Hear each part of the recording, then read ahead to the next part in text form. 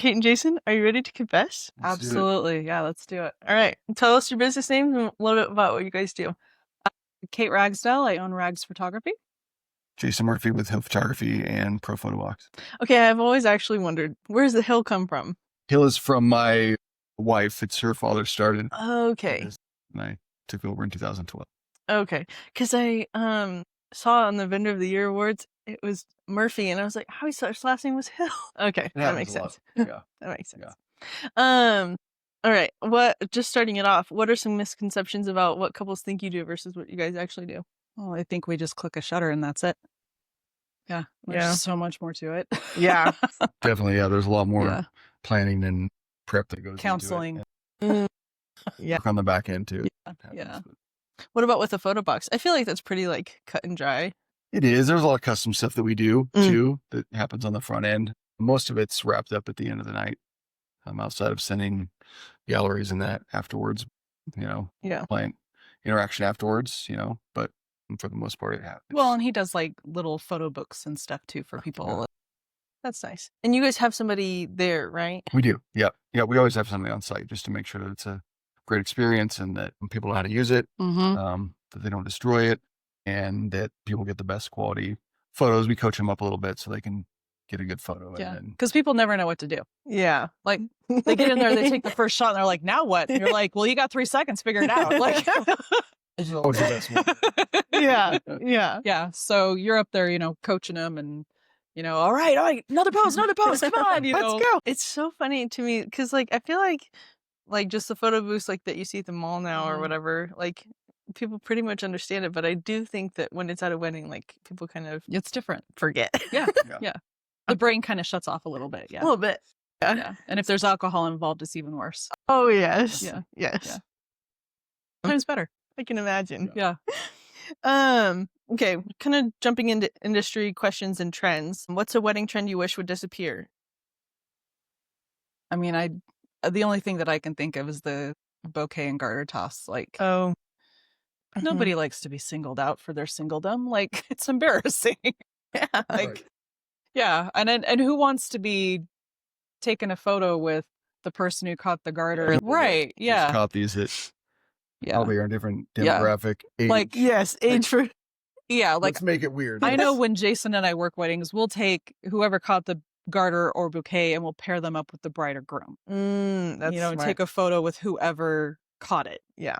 Not their cousin that caught it on the other side. That's weird. Right. Yeah. That's a little odd. Yeah. It is. Yeah. Or like the 40-year-old woman who caught it like the 19-year-old kid. Like, you're not going to pair those two together. That's ridiculous. Like, no. What do you see behind the scenes that couples would be shocked to know? I mean,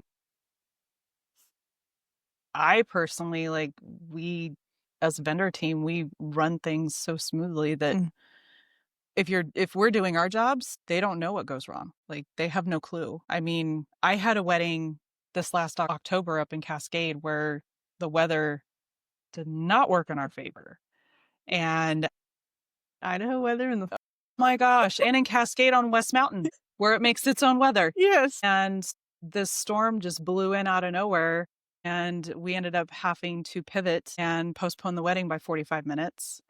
And the bride is up at her Airbnb waiting, and I didn't want to stress her out. There was no wedding planner or coordinator. So I went and talked to the DJ and said, here's the weather radar. The wedding's going to happen and it's going to downpour. Yeah. We need to get all these guests inside. Yeah. Inside the tent. We got them all in the tent. I went and talked to the groom, told him what was going on. He's like, don't tell my fiance, like, she'll freak. And I was like, I don't plan on it. Yeah. Now here's my plan. Yeah. And so I said, we need to open the bar. We need to get some appetizers out. We need to get your guests mingling and having a good time. I've already talked to the DJ. He's got some light music going. I said, I'm going to tell the bride that we've got a couple guests that are just running behind schedule, and that's why we're not starting. And he's like, okay, yeah. And so I called the bride and said, sorry, we got a couple guests kind of straggling. I told him they were her parents so that she would be more likely to say, yeah, let's wait. Yeah. I talked to her parents and told her parents what were going on and got them in on the plan. Like, that's the kind of things that we end up doing sometimes to kind of help keep the machine running. Especially when there's no planner. When there's no planner. do you guys, I mean, obviously you see the value in hiring a planner, but Oh my gosh, yes. what would you tell couples in respect of like if they're on the fence about getting one?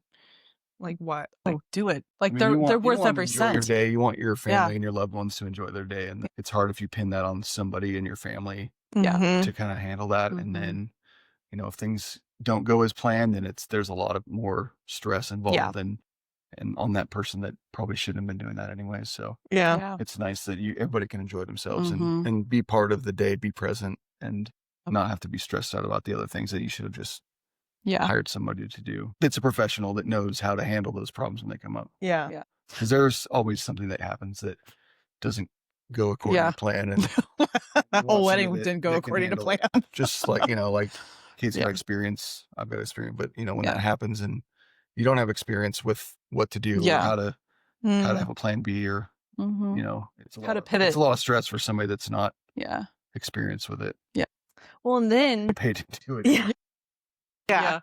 And then you like have this like awkward dynamic of like they don't like the couple might see it as like they ruined their wedding, and then it's Mhm. like And then there's that really bad energy between them on it. yeah. Right. Well, people don't listen to family anyways. That's kind of if Mm-hmm. you get some it's family, they're like, oh, like, I mean, working as a professional, working for your family is actually one of the hardest It to is. do because they don't listen. Mm-mm. No. So it's I mean, I'm sure it's the same way as, if you had somebody planning it for you or running the day for you is not professional, and then they're your family. It's harder. Yeah. Definitely.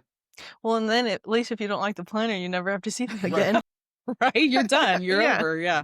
But yeah, no, I love working with planners and coordinators because they make our day easier, Yeah, because And that job typically falls to the Falls on the photographer. falls to the typically. photographer a lot of DJ and times. photographer, We have to tag work team it. together. But if there's no DJ, Then it's all on us. Yes, it always falls to us. So it's nice. I've worked with tons of planners and coordinators throughout the valley. And I mean, we've got our favorites, but we're willing to work with any planner or coordinator, because they help in any fashion. So kind of going off that a little bit juicy. Do you have do you have any vendors you don't name names, please? I'm going to. I don't want to get sued. But tell me about a vendor you'll never work with again and why. Go ahead. He was ready for that one. Like, we like to work with people that have the same level of energy and positivity that we do. Mhm. And if there's somebody that is complaining or like doesn't feel like something is not part of their job, I mean, we're all part of a team to get the job done, provide a great experience for bride and groom, their family, guests. But if there's somebody that is just complaining about things or that has a negativity about it, like we're not about that. I mean, if that makes it's not fun for anybody. If you're not a team player like we are, we're out. Like, I mean, obviously we'll work with them as best we can, but that we're all about that team mentality on a wedding day because our job is well, yeah, it's not about us. It's 100% about our client and making their day run the best that we can make it run. Yeah. That's why they hire us, right? Yeah. That's why they're paying us the money that they do to make their day run smooth and make it run to the point where they can not stress. Because weddings are stressful emotionally, not just financially, but emotionally. I mean, you are family dynamics. tying yourself to someone for the rest of your life, not only you, but their family and the family dynamics on their side and the family dynamics on your side. And sometimes those don't mesh well. So it can be stressful, and it's our job to make it less stressful. So if you've got someone that's like, well, that's not my job, that doesn't work well. Yeah. Well, and I feel like those people are kind of the same people that view it as more of a competition environment. And then they don't end up lasting. Yeah. No, and the ones that do, you wonder how. Yes. You're like, yeah. I think about, and I'm like, yeah, like how are you still in business? Yeah. And how are you still getting referrals? Because whether you know it or not, vendors are or are not recommending you. Or when you hear somebody go, "Oh, this season's been hard. I haven't hardly booked anything," and you have to kind of bite your tongue because you're like, "Well, I know why you haven't." But... Yeah. And they're like, aren't you having a hard time booking? No, that's usually my response. Nope, I'm good. Like, take hint, dude. Like, Yeah. nope, we're good. Yeah. It is interesting on like this side of things because I'm doing like an insights poll and I think you filled it out. Yeah. Yeah. And it's just like interesting to see like the wide variety of responses on certain questions. Like how was your booking season this year? Gives And you insight, doesn't it? yeah, it does. And it's like one, I don't think that there's anywhere, at least that I could find, that's why I did it, but like online that you could find that type of insights on the Idaho industry specifically. But then two, it's also like people have like these ideas in their mind about what it is. Yeah. But it's not actually that at all. Yeah, the consistency factor is definitely going to show up there, I think. Yeah. Yeah. Show up and bring your best, your A game and yeah, positive attitude. And that goes a long way. It does. Yeah. What behavior from couples is an instant green flag that the wedding will go smoothly? I think just being down to earth, salt of the earth kind of people. Yeah. He and I tend to gravitate towards like working class kind of people, like, I personally am like a pull up by the bootstraps kind of person. I mean, I built my business from nothing. I grew up in I'm not going to say a rough environment, but it wasn't easy. I was living on my own at the age of 16. And so I didn't have an easy upbringing. And so for me, when I see people that have struggled and worked hard for their living, I tend to gravitate to those people. And so that's my demographic of my people when I talk to them and I start hearing their stories of how they put themselves through college or they built their business from nothing and now it's this big, nice, amazing business that's thriving. To me, those are green light people. Those are my people. Or when they're asking you advice instead of telling you that this is how. When they're trusting your professionalism. And when they just trust you to do your job and like, we trust you, you're the professional, how do we do this? Or what's the best way to go about certain parts of the day or things. So that's always a green flag because they're like, they want you to tell them how to do it, which is always nice. What do you think the biggest, I don't know how to word this, but like core issue is when people don't trust their vendors? Oh, it's control. It's that, or maybe they've had a bad experience. I mean, some people, this isn't their first wedding, maybe. And so maybe they've got a new vendor team because they didn't get it. Or maybe they did a DIY last time and it didn't work. And it's, they didn't like, but yeah. That makes sense. Well, and I like going back to my demographic of clients, a lot of them work very hard for their money and they have to me, you show me your bank account and where your money goes, and I'm going to tell you exactly where your heart is because your money follows your emotions and it's hard to let your money go. And so when they're paying, $2,000 to $5,000 for a photographer, that's hard money to let go of. And so it's hard to let that trust go sometimes. And so they want to put their thumb on it and hold it down. And, that's hard. Yeah. It's hard. I mean, it's no different than like if we hire a contractor or something, and you're like, oh, but did you do it this way? And you have to trust that you hired the right professional. So you've got to ask the right questions up front. Yeah. You've got to have that connection with them, right? That's partly why we meet with our clients ahead of time. Before contracts are signed, before anything moves forward, you meet with your clients, you make sure that connection and that trust is being built. Right. You're on the same page. And that everybody's on that same page. It's super important. You don't just get a phone call and, okay, I'm going to send you my contract because that's just setting yourself up for disaster. Well, and then make sure you read your contracts. Too. Yeah, that's important too. There's a lot of people who don't. Yeah. What's a behavior red flag and how do you handle it before it turns into chaos? If I start hearing about family dynamics that I know are going to be unmanageable. Yeah. Yeah. There's been times too where there's been situations that I know are not going to be a good fit and I will refer them out to other photographers because I know I've been in the game long enough to know that it's not going to end well for either of us. And rather than put them and myself through that, I won't necessarily come outright and say, this isn't going to work. But I'll just say, I think that there's a better fit for you with this photographer, or I'll say, unfortunately, I just don't think that day is going to work for me. I will always give referrals, always, because there's always going to be a photographer for everybody. There always is. There are enough photographers in this valley that somebody is going to fit. Yeah. Truly. Yes. And so if I'm not the right fit, and I'm not always the right fit. Jason's not always the right fit.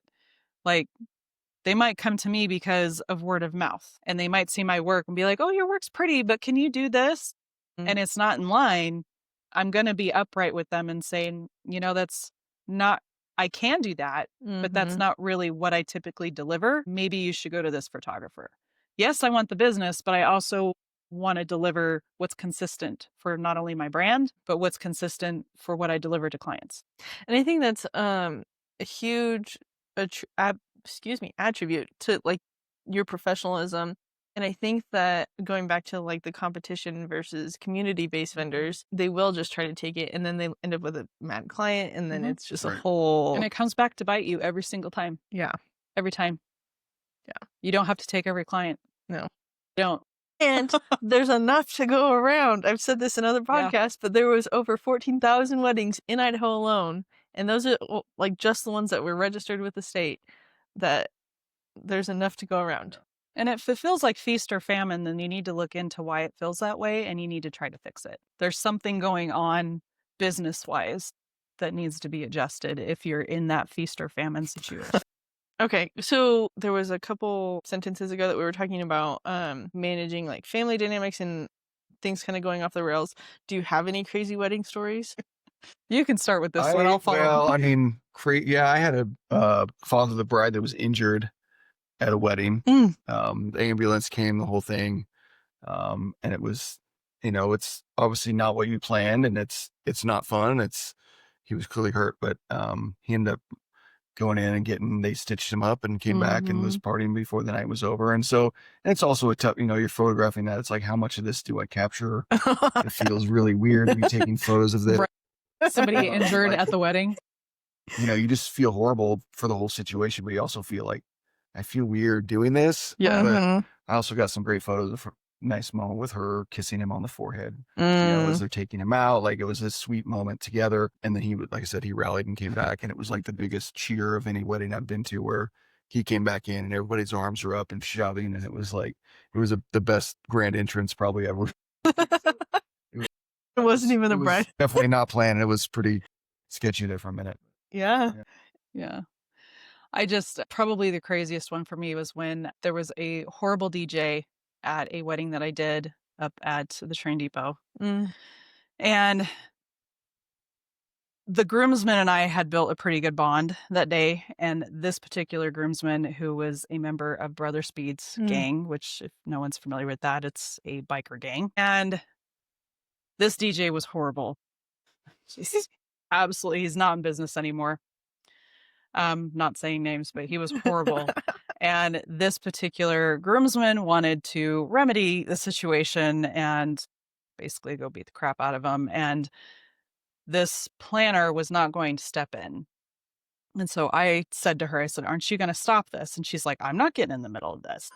And I was like, gosh, fine. So I had built this rapport with this groomsman. So I was like, obviously, I've got to try to do something. This is not going to end well. So I took my cameras off. I handed them to her. I'm like, hold this. And I went up, and this guy is huge. He's massive. He's a walking brick wall. He's like 6'8". He's ridiculously tall. And I put my hand on his chest and I said, do you realize what you're doing? You are ruining your best friend's wedding. Look around. And he literally looked around the room. And he just looks at me. I go, think about your choice right now. And the DJ was like, this has got to stop. Like, I'm either going to get pummeled or something's going to happen. And he's like, fine. And he puts his hands up and he backs away. At this point, there's no music. People are leaving the building. And then I look up on the ceiling and I see blue lights. Meanwhile, I was trying to set up for my nighttime shots, for my blue hour shots overlooking the city. Yeah. And all the guests are leaving. And I'm like, it's a different kind of blue hour. It is. Light hour. Yeah. So I was just like, oh man. And so he left. Cops came in and said, party's done. Yeah. Yeah. Luckily, like, first dances had happened. Oh, good. Like, what is the wildest request you've ever gotten that you actually said yes to?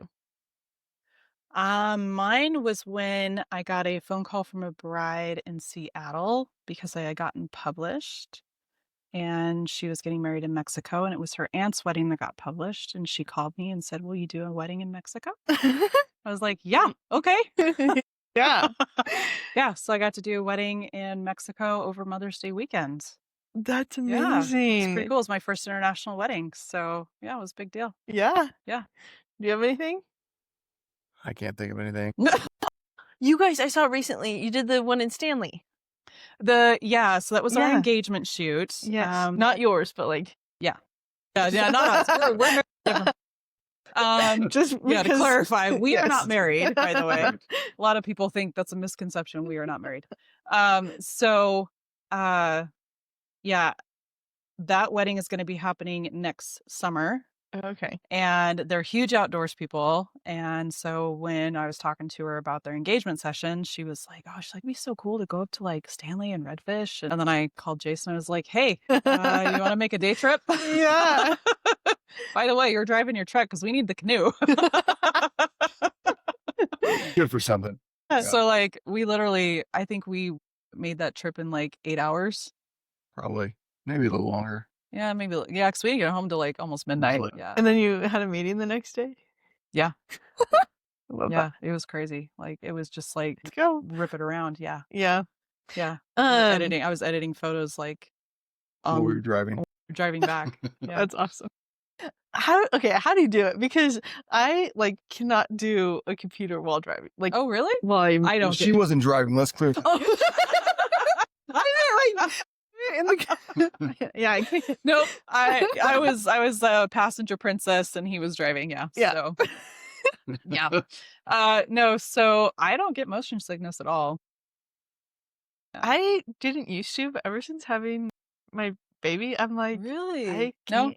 Yeah. But I also like cruising and Mm. doing like I've never gotten motion sickness. I'm Yeah. also an ex-racer, and so maybe Mm. that's why. I Yeah. guess. What did you race?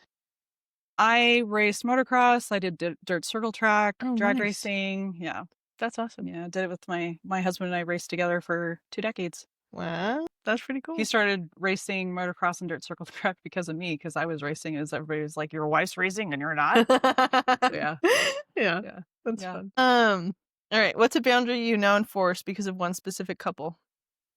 One specific couple, or I don't really have one for a specific couple that caused it. It's just over time, because we've both been in the game for so long, you just kind of learn that you've got to keep those personal boundaries. Because like Sunday, we try to keep like that to be like family day, you know, that's your time with your family. And I mean, let's face it, when you're an entrepreneur, there really isn't much personal time. So you try to keep, like I try not to get back to text and email until the next business day if it's past a certain time. Obviously, if there's a wedding or an event going on, you get back to your clients in a timely manner. But yeah, for the most part, I just mostly Sunday. Yeah. Yeah. Do you have any advice for those who are working on Gosh, boundaries like that? we still struggle with it. Advice to yourself most of the time. Yeah. Reminder. Yeah. So like, I don't know. I mean, there's been times where I'm like reminding him, and there's times where he'll remind me. So like, it's hard, because like you think, oh, I don't want to miss this opportunity. But then at the same time, your husband or wife is sitting next to you and they're like, really? Yes. My gosh. My husband's my husband's been with me 25 years now. So he's like, Yeah. and like, well, like we went out the other night with Jason and his wife and some other friends, and, Jason's on his phone and I'm on my phone, and like my husband goes, typical. And Mandy, his wife, goes, yeah. And I don't think you even noticed him say that when we were at dinner. You were on your phone looking at something, and I picked up my phone because I got an email, and Nick's like, typical. And Mandy's like, yeah. Yeah. And I was like, what? And he goes, he's looking at an email. You're looking at an email just all the time. Yeah. I was like, sorry. Somebody's got to answer it. Hey. Yeah. It's either tomorrow me or today me. Yes. I don't know. That's just the name of the game, I guess. When you're an entrepreneur, it just never shuts off. Yeah. I've gotten better about it, but my husband's like, what are you doing on your computer? Or like, he calls it playing on my computer. And I'm like, are you Stop playing, I'm working. Yeah. He's like, when are you gonna stop playing on your computer? I'm like, so like initially that used to really piss me off, but now I'm like, Yeah. it's just his like way of like trying to make it light. You check out, Yeah. engage. And you just have to kind of cue into it because, like, they say it enough times. You're like, all right, fine. Like, close the laptop, call it quits. I'm still learning the boundaries though, because like during the day I'm at home with my baby, so I don't want to answer anything then. Right. And then when my husband's home, I'm like, okay, now I can do things, and then I don't get time with him. So then, but I don't always like staying up till 3. So it's like, where's like the sweet spot? But. So like my thing is like when we have dinner together, the phones are down. Like put the phones away. Like dinner time is our time together. Like as a family and a couple. So like, because it's just my husband and I and our daughter. We're a very small family. And so like, if we do sit down and have dinner together, I'm like, put your phones away. Like in myself included, like put the phones away. Because we don't get that much time together like that. And so that's like a hard rule. Yeah. And even my husband and I are both guilty of like scrolling and then we'll sit down. Oh, right. It's hard. You have to be intentional about it. Yeah. For sure. But then that's hard and it requires self-discipline. Yes, it requires a lot of self-discipline, and it's hard when you're running your own business and you don't want to miss that moment. Because let's face it, the new generation coming in, they're all about instantaneous stuff. Yes. Like instant feedback, instant replies, instant everything, and you feel like you're going to miss it if you don't. Or it's a later me problem, and that is like on your mental list.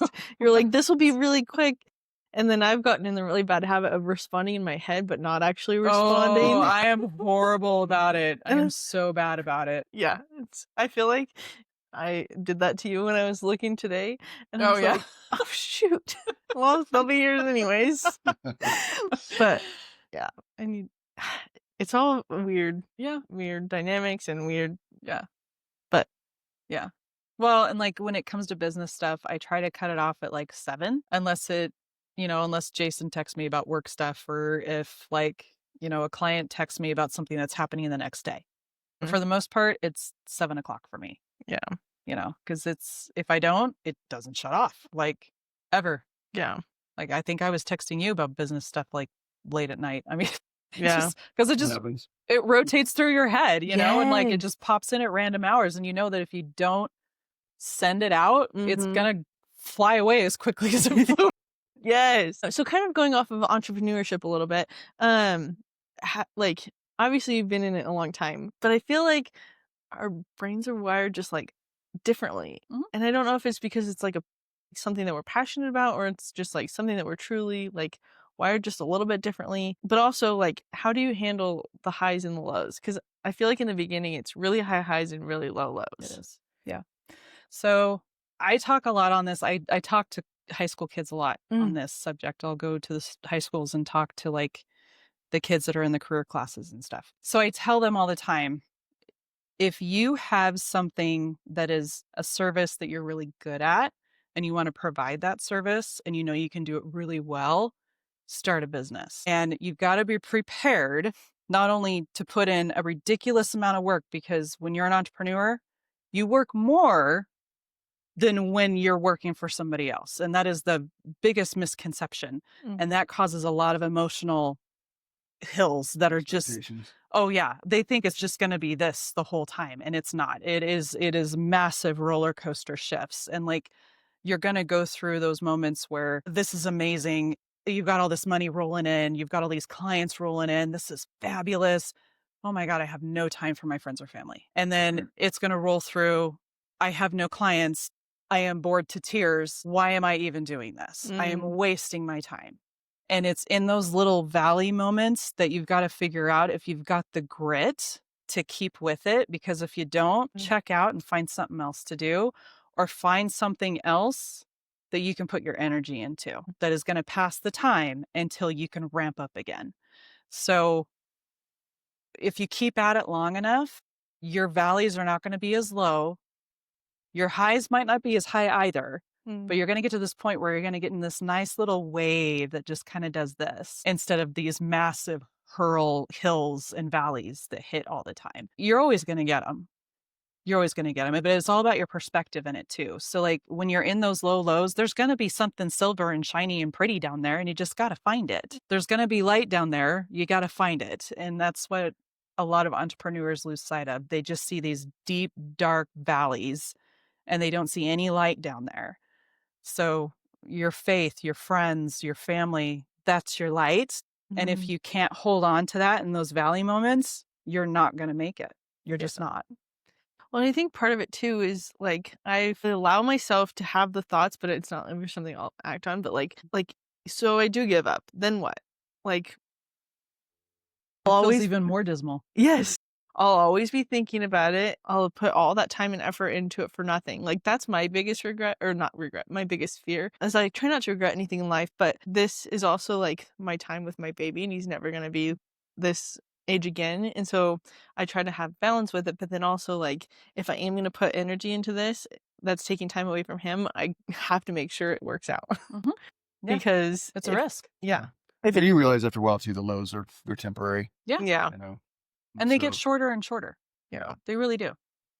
You know, and like in those low moments, that's when you focus on your kid. You know, that's when you focus on your husband and your child. And like I said, those friends and family, they're there for those low moments. Yeah. You know, they're the ones that are going to hold you up and pick you up, you know, so that's why it's so important to not lose focus and like be able to hold on to those little carved out times when you're in those high moments. You keep those little carved out times, even if it's like a half hour, because it helps you in those low moments. Yeah. That's why it's important to have community too. Because if you're lone wolfing it and you're like, when you get down there and there's nobody else down there with you, that's like, hey, somebody that can't say I was there, or here's some advice. Like that's when it's tough and lonely and scary. But if you have other people that are in your corner and like have been there, or that are in there with you, like, you know, it's way easier to feel like, okay, I can get back out of this. And entrepreneurship can be lonely. You can feel like a lone wolf. But it's also the most rewarding thing I've ever done. Oh, yeah. Besides having my baby. Yeah. No, it is. But I feel like that's a given. Totally. Yeah, it totally is. Yeah. Yeah. I don't remember if we did this one, but kind of coming back to the weddings thing, like wedding side of things. What's the most entitled thing someone has ever said to you? Oh, it just goes back for me to that's not my job, you know. And whenever I work weddings that are mainly outside of the state of Idaho, like big metro cities, it never fails. You end up working with vendors that are like, oh, well, that's not my job. And that always perplexes me, because like, okay, but we're here for the couple. Like, we're all here. This is all our job. Right. Like, if I see a plate that's laying there that needs to be picked up, if I don't have time to pick it up, I'm going to go tell somebody that it's there at the very least. You know, I don't know. I've never understood that. It's not my job. It's not in my vocabulary, so it's hard for me to understand. Yeah. Well, and I feel like you said, like that is our one goal, is to have the couple have the best day of their lives, hopefully.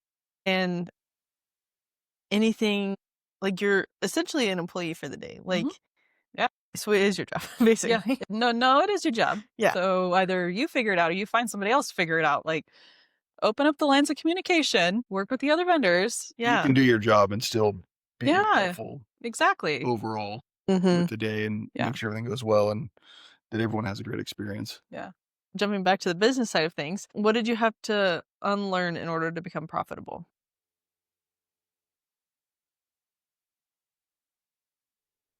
What did you have to unlearn?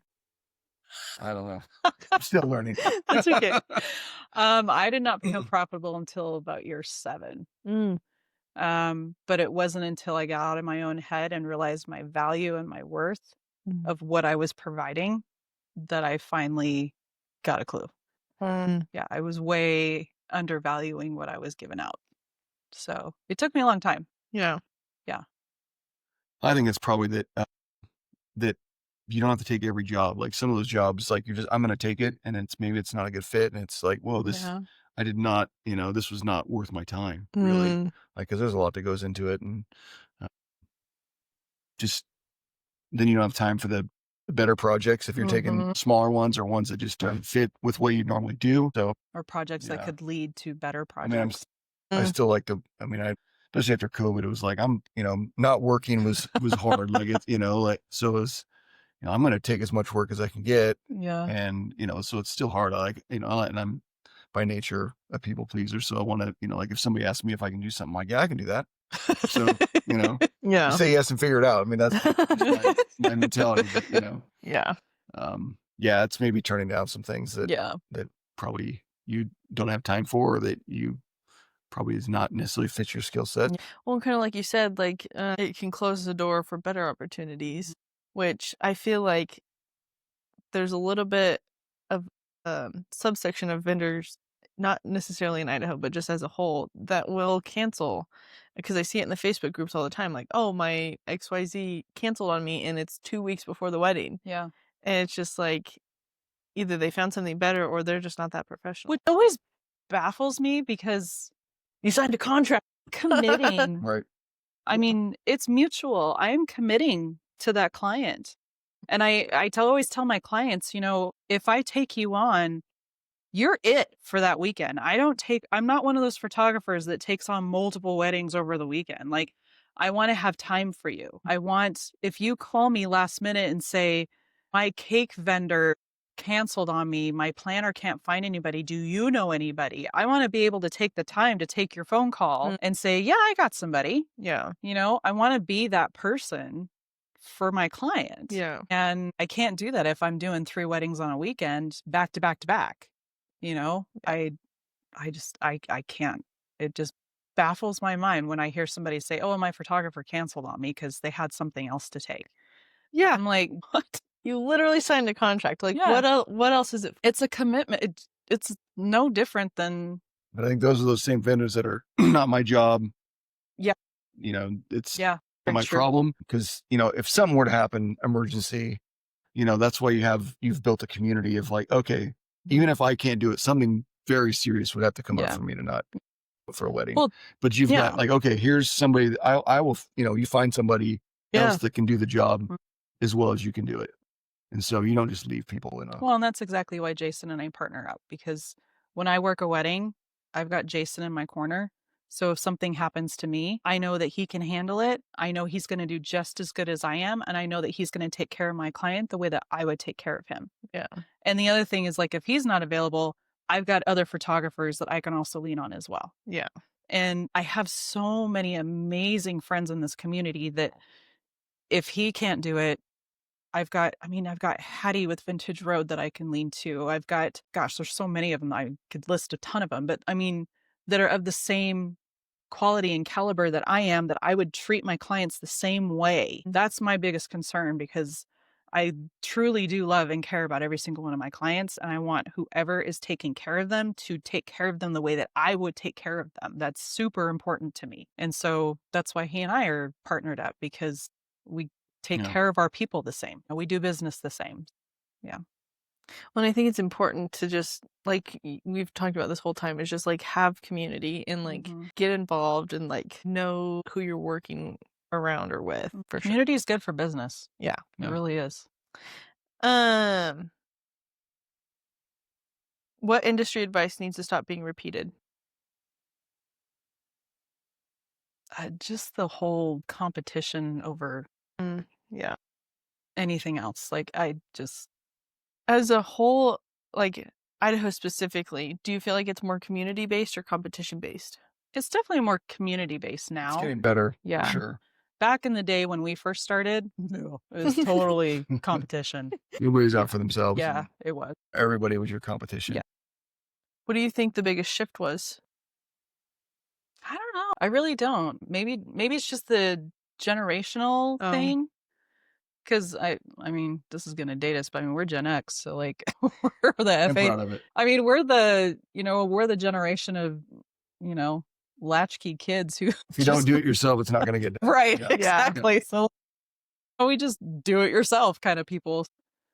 Our generation, I think a lot of them were very, this is my show, my A thing. little more guarded. Yeah, more guarded. And so, like, when I first started, it was hard because I never had a mentor. I never had someone to lean to talk to ask questions to, and I just kind of had to figure it out. And so, like, I've mentored other photographers. I've had some people work under me for a year to 2 years as second shooters and learn from me and how I do business. And then they go and start their own business. And it's always bittersweet, because you see them spread their wings and fly and do their thing. And it's always great to watch, but it's always like, "Oh, I gotta go find somebody else." So, but yeah, I'd say that like the last 10 years, probably 10, 12 years, I've noticed it getting a little bit more collaborative, a little bit more friendly. And I've always been super friendly, probably more so than people like, because I'm like, I think everybody needs to be my friend. Like, I'm always like really outgoing and like hug everybody and whether they want to be hugged or not, which probably needs to be curbed a little bit sometimes. Yeah, I don't know. I think that's a generational thing, I think, because there's younger people coming in. We may have done something with that too. Just, Yeah, everybody was maybe. like felt so isolated. Now it's like, okay, we're really actually part of this community, and like we should probably make more of it. I mean, I know that's probably more true for me than maybe. Well, and I've always been a community person. I've always been that person that always pulled people together. Like, even before I was a photographer, I always had parties in my house. I was always having block parties on my street and inviting all my neighbors over. I was always getting all my racer friends together at my house for parties after races. Like, that was me. I was the party house. I was the one pulling everybody together. I've always been a community person my whole life. And so for me, it feels natural to be that way. Not normal for my generation, but that's always been me. So, yeah, but to your point though, I totally think that's a big part of everything is the whole COVID thing, and people realizing that we really do need people. We're community people. We're not meant to be alone. We're really not. We're meant to do life together. And we are in the relationship business. Yeah. So we are. That is true. We share relationships with other vendors, and it helps everybody. It helps our clients. It helps. What's a hill you will die on about weddings? Hill I will die on about weddings? You always need photos. Yes. Yes. They're very, very important. And photo booths are always a blast for the guests. And it's a good little little trinket to take home. I do think that like as a guest, photo booths are nice because like, yes, there's a photographer, but they're not getting photos of you. And like me personally, I don't ever get ready. So like if I get ready, I'm well documented. Yes. Yeah. Absolutely. Yeah. Well, and it's just a different kind of photo. Yeah. It's you guys having fun with your friends, doing silly, goofy stuff. Right. And you saying that's one of the reasons why with weddings, especially photo booth, we do like minimal props because we want it to be clean and classy. Yeah. So we typically just do sign props because we want people to be able to express themselves. A lot of times I feel like that's kind of a crutch you want to go back through the photos and see the people at your wedding. You want to see their faces. You want to see their expressions. You don't want to be seeing something being like, oh, cool. The Hulk was at our wedding. Like, what was that? Like, yeah. I don't even know who that is. Like, you just, I think part of the experience is that it's clean and classy and that we have a good quality photo so you can go back and look and see the fun that people had experience your wedding. I do think that that's important too because like, yes, props are fun, but like I said, like I got ready. Yeah. I want to see me like, into this whole look. Yes. Like, I'm not sticking that hat on. Yes. Do you know how long it took to straighten this hair? Yeah. Yeah.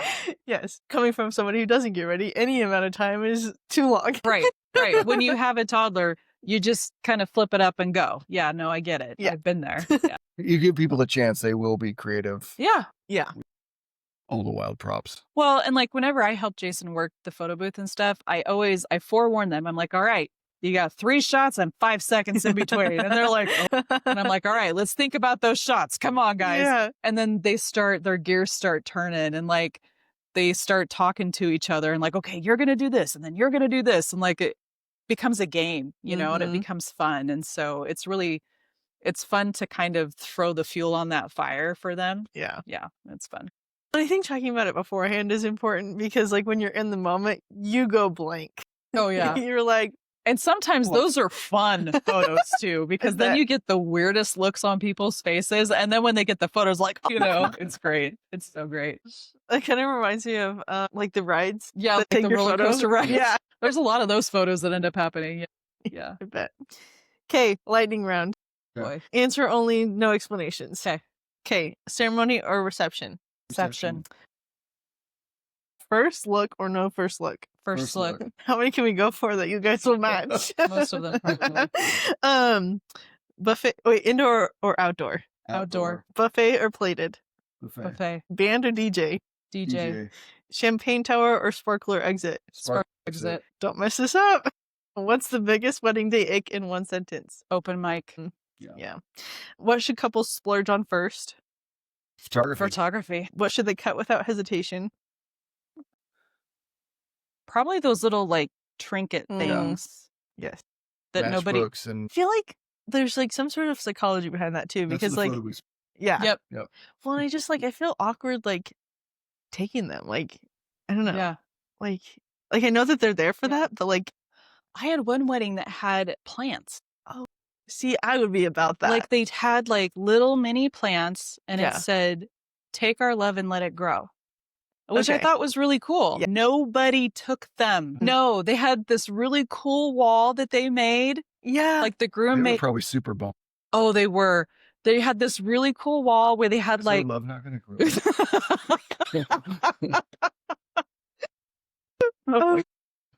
But they had like succulent. They had all these different plants. They had succulents. They and had that like, could have been expensive. you know, that wasn't cheap. Yeah. Yeah. But like, I was just, all I was thinking about was how much money they wasted on that, because all that money, and they made this big wall. Yeah. Like he was huge in like carpentry and stuff. And so he made this big, huge wall. It had to have been like probably 8 feet wide by like 8 feet tall. And then he built these shelves and they literally planted every single one of these little plants. And then she used her Cricut and made this little sign across the top. It was the cutest little thing. Yeah. Nobody took anything. There's Do you like 4 or think- 5 gone. Was it in like a space where it was like kind of like out of the way so you forget No, it? It was right when they walked into the reception. So you walked into the reception, they signed the guest book, Yeah. they dropped off their gift, and then it was right there, and then you walked in the room. And nobody took anything. That's so sad. I know. See, like that would be like, that was work. Okay, they're giving me work to do. yeah. Man, I gotta care for one more thing. All right. But I mean, like everything else I understand. I'm like, leave it. But like some of it was like, and there was like little cactus ones in there. So like there was some stuff that was like low maintenance. Like, yeah. that. There's a cactus. You can't, it's hard to kill a cactus. Like take the cactus. Yeah. No. Yeah, I took it. There was a little arrowroot plant. And so I took it and it's like huge now. So. And those ones are so easy. Yeah. You just dunk them in water. Yeah. Super easy. I just like the one thought that keeps coming back is like how much money and time they spent on that. Yeah. Right. Because they didn't do any other trinkets. Like that was it. Yeah. My heart breaks for them. I know. Okay, last one. One sentence of real advice that every couple needs to hear. So after the ceremony, take at least 10 minutes to yourself in a room, quiet, locked away from everybody. No photo, no video. No photo, no video, no nothing. Just the two of you with a drink and some snacks. Because you're going to be pulled apart various times throughout the night. You're going to get your first dance. You're going to get to eat together your cake. Hopefully. And the rest of the time, you're going to be spending time in one room with all the people that you love, popping around all over the place. And the night's going to be over and your head's going to be buzzing and you'll be like, oh my gosh, what did I even say today? Like that, you need to have that moment together. I mean, we try to create that with the first look and creating time for them around that. But it's so important after the ceremony to not be interrupted by us, by photo, video, nobody, not even the parents, nobody. And I am super fiercely protective of that. And all of my clients, I make sure they get that moment. And like, if I see anybody walking over there, no, go away. Leave them alone. Yes. Yeah. Because nothing is that important that you need to interrupt in that moment. No, nothing is that important. Also why you have a planner. Yes.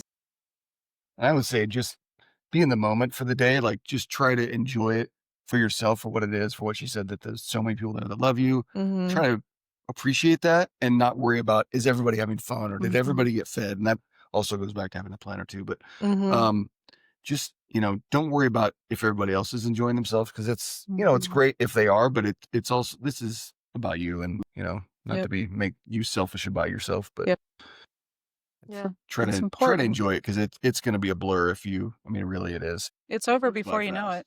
I mean, it's a 12 to 14 hour day, but you blink and it's over. Yeah. The fastest 12 to 14 hours. Day. Yeah. Which is crazy. But anyways, thank you so much for being on the podcast. Anything you want to leave them with? We've got a Christmas party coming up. It's exciting. We paired up with Capital Occasions and many other vendors, lots of awesome vendors. DJ Jesse D is going to be slinging some beats for us, probably slinging himself around the floor as well. And we've got Kat with Pelopino Catering. It's going to be doing heavy appetizers for it. We've got a Christmas lights tour to start it. And they're going to bus us out there, which that's an add-on. If you want to do that, you don't have to. You can just come to the party. And then Give Me Some Sugars doing the goodies. We've got Ben Draper with Draper Drapes doing some of the drapery and then the floor. Gosh, and then Liberty Mobile Bar is doing the bartending. Jason's going to full party, yeah. Yep, Jason's going to have the photo booth. I'm going to be taking photos on the spot. So it's exciting. And it's at Deer Flat, right? It's a Deer Flat Ranch, December 18th. Thursday, so no excuses. Yeah, Thursday, no excuses. Get the babysitters. Yes. Get everything set up so you can go. We've got limited spots on the Christmas lights tour. So if you want that, they need to get on soon. Get the tickets for that. And then, it'll be a blast. Yeah. Yeah. And so this is put on by Vendor Connect, right? Vendor Connect is part of it. And then Capital Occasions, we paired up with them. Jason and I run Vendor Connect, which is our little kind of monthly networking group that we put on every month at the end of the month. And it's so much fun. Yeah, it is fun. It's really fun. It's super casual. It's just a way for all of us to network and, in a casual environment that's not at the wedding. Because let's face it, you go to the wedding, you work, we have fun. We get to work with each other. We don't get to know each other that well at the weddings. Yeah. And this is a chance for us to get to know each other outside of that. Yeah. And how did you guys meet and get that going? How did we get Vendor Connect started? Well, first, how did you meet? And then how did you start? We met in 2017 through Russ and Bree Janes, who own Idaho Tent and Event. They owned Alpine Ponds at the time, and we were doing an open house there. And they had me there as a photographer and him there as a photo booth. And when I was setting up, I saw this trailer and I was like, and then when I got in there, I started looking around. I'm like, there's a photographer that set this up. Like, this was not just like, and so then I got to talking to him and I was like, okay, all right, you're a photographer. Yeah. And that's where our friendship started. Yeah. And then Vendor Connect? That was him. Vendor Connect was, I think February of this year. It was the first time we met. There was a movie coming out. Cordially Invited, I believe it's called. Will Ferrell, Reese Witherspoon.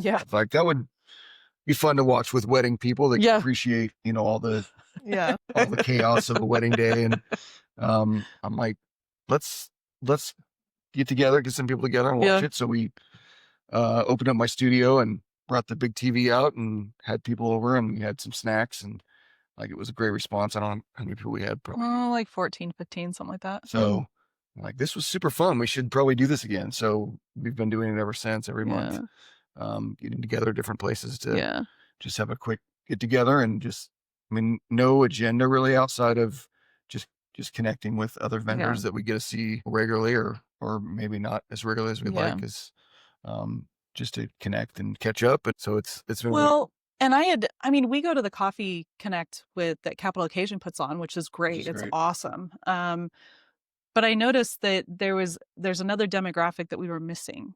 And I know a lot of people that I get to work with are what I call the weekend warriors, because they either A, are just starting their businesses and they still have day jobs, or B, they work throughout the entire day. And so they never go to these coffee meetups, or they have kids at home and they have littles and they can't find babysitters during the day because their babysitters are in school. Like, so like there's all kinds of reasons why they can't make these coffee connects. And I felt like we were missing out on some really good people. And so I've been wanting to do something for a while. And so after we had that little movie night, I said to Jason, I was like, maybe we should do this all the time, know? And so we put our feelers out, and and then people just started showing up and messaging us, and it just kept growing and growing. And it's pretty cool. There's a different group of people that come to our vendor connect versus the one that comes to the coffee meetups. And there's a little bit of overlap there. There's a tiny bit, but it's just nice to be able to connect those people together. And there's people meeting each other that have never met each other before, which is awesome. I love that. I was able to meet a lot of people that I haven't met before. And really? Now, yeah. Oh, that's awesome. And now, like, we're all great friends. Yeah. Well, and I don't know, because we've been in the business so long, there's some people that we brought in that nobody's ever met before. And I'm like, how did you not know them? We've known them for like 20 years. But then there's some people that are brand new that they're getting to be mentored by some of, as we call the OGs, so it's kind of cool to be able to connect those people and get them to have that relationship. Yeah. Because again, we're not meant to do life alone. No, we're not. Well, thank you so much. Any other shameless plugs that you want to let them know? Where can they find you? You can find me on Instagram. I'm at Rags Photography, and then of course ragsphotography.com.